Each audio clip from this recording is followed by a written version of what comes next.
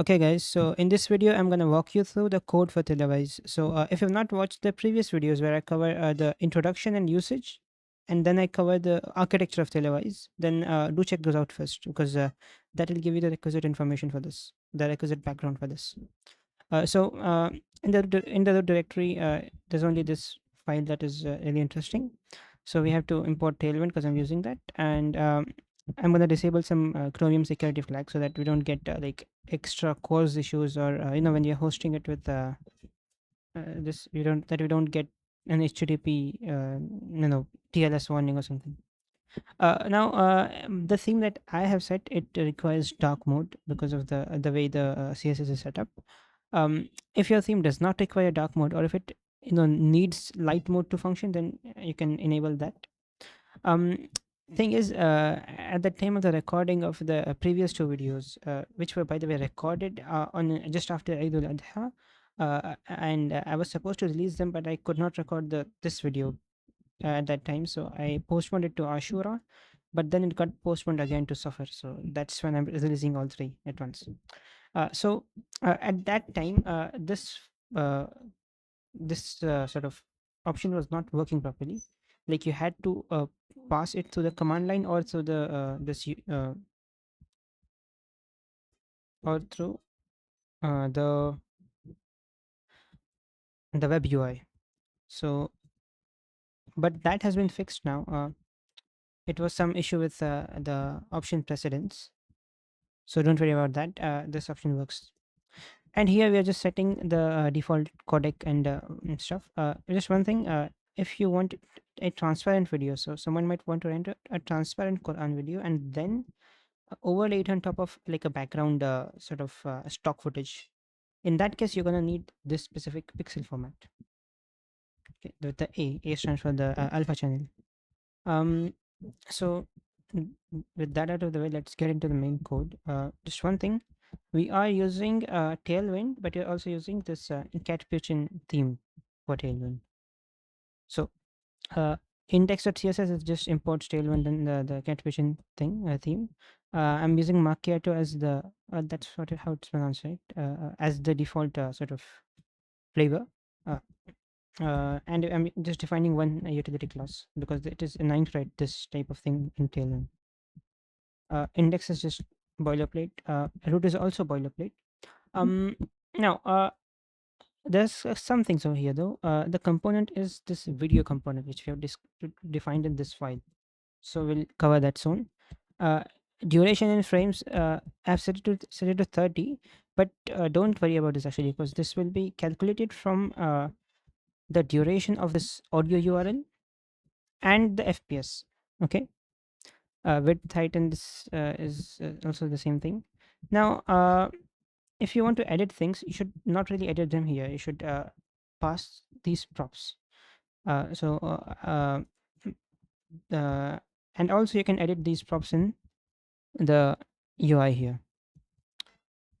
With regards to the schema, basically you have to define a schema for the input props. We'll come to that soon. And okay, now this is an important thing. You see, the way Remotion works, I mentioned this in the previous video as well, is it renders all of the frames separately and then it uses FFmpeg to stitch them together. Now, uh, that helps it to be parallelizable because if you just recorded the screen, it would never be able to be you would never be able to go faster than real time. But anyways, thing is that there's some data that we need to load, right? For example, we have this uh, timings, we have the words, the translation, and the metadata. All of these, some of these are like megabytes of JSON. Okay, if we just go here, see, this is 2 megabytes, this is 8 megabytes. So we don't want to load that for each frame because that is going to be inefficient. So we have this calculate metadata function. Okay, so we'll cover this, but I just wanted to know that this is why we need a separate function because this way it's not recalculated for every frame. Okay. Okay. Schemas. Okay. Well, we're gonna have to model some JSON files and some of our custom schema. With regards to the JSON files, basically, first thing, if you have this base timing schema, what is this? Well,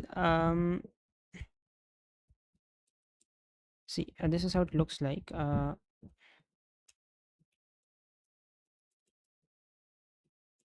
So it's a list of these, an array of these objects.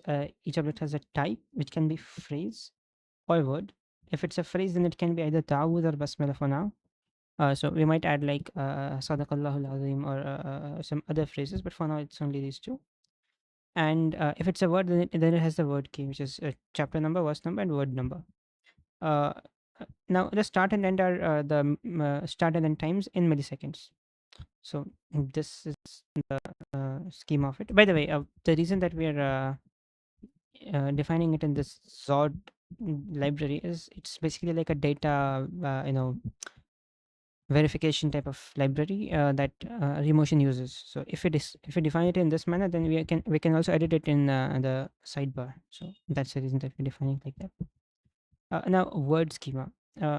This is we are basically modeling the uh, this QPC Hufs, this file, right? It just has this word key is repeated over here, so we're not gonna include that. We just have the ID, which is an integer. We don't use that, but anyways, I just included it for completion's sake. Surah, ayah, and word. So those are strings actually. That is not ideal, but we're gonna have to model this properly to be able to ingest it.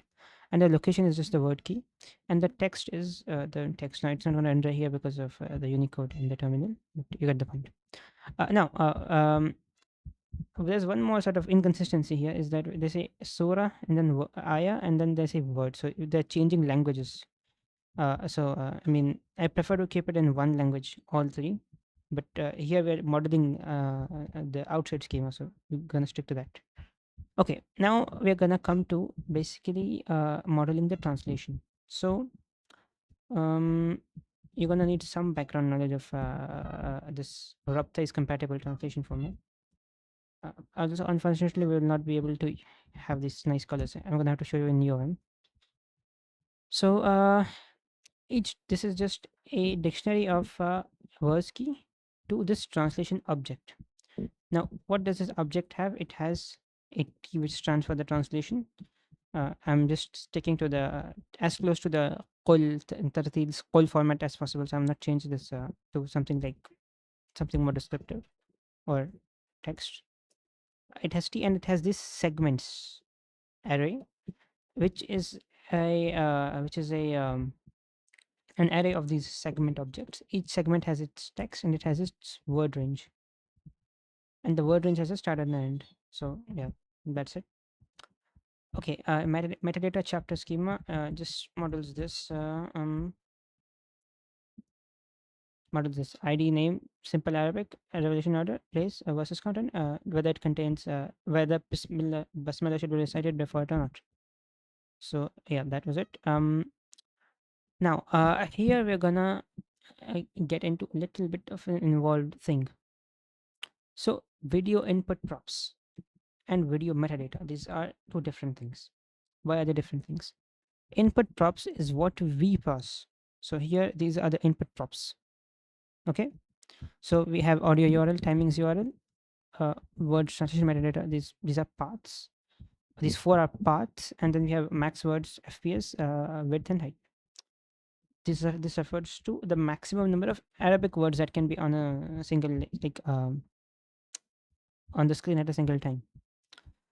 Now, look, what we are anticipating is that the audio and the timings, they're going to be different for each request. That is why we have a URL. So what the user is supposed to do is they're supposed to like host it somewhere, like here, and they can just run it using this PNPX serve, and then they can pass in whatever file and the whatever audio and JSON they want. But the words path and all of these are what we're anticipating is that these are gonna be static, right? Because it doesn't make sense for someone to like pass a custom 8 megabyte file, right? You would rather have it have like a curated section of translation that you support or that you endorse on your instance of Televise. So that is why I've kept this to be paths. Uh, okay. Uh, Now, what does this metadata? Well, I remember I told you that we we're gonna have to load all of these, right? But we don't want to load all of these on every frame. So we have this function that is calculate metadata. So essentially, what it does is it acts as a middleman between, like a middleware type of thing, between these input props, okay, and what is passed to our component. So our component can have like instead of just getting the input props, it's gonna have the processed input prop, which is the metadata. So what does this contain? It just extends the schema by adding the parsed timings, not the URL, parsed words, the parsed translation, and the metadata. One more thing it does is it what one more thing a function does, which we will cover soon, is it truncates the data in these three files to only include those words or verses, etc., or chapters that are mentioned in our timings file, which makes sense. Okay. Now, coming to these, we are just converting these into like TypeScript or JavaScript types. I don't remember which one. Type is supposed to be JavaScript, TypeScript, right? And interface is JavaScript, I guess. But yeah, whatever. We are converting them. Now, uh, here there's a thing. Uh, Later on, when we okay, yeah, this is how a timings file looks like. Okay. Now, if we have a phrase, تعوذ البسملة, the way that we actually show it is, I'm going to show you. One moment. We have the تعوذ البسملة and we have the chapter info on it. So, to show this, we're going to require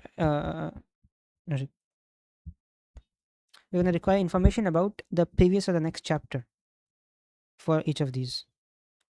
Okay. And if it's a word, right, then we're going to require information about what sort of what verse it belongs to, what chapter it belongs to, etc. And we don't want to parse this thing every time. So what we're going to do is we're going to extend this base timing schema, and we're going to add these extra sort of fields. So timing word is a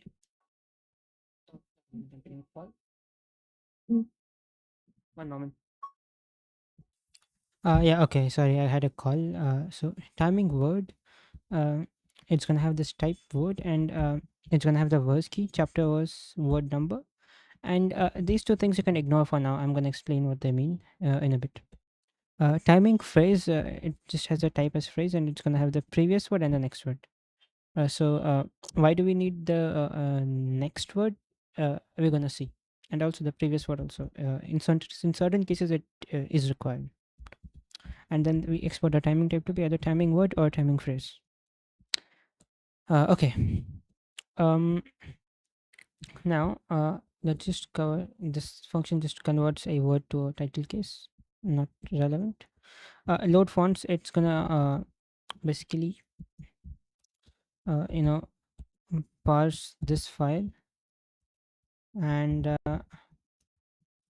load the fonts. Okay. Now, okay. Now, this is one of the main functions that we need to worry about.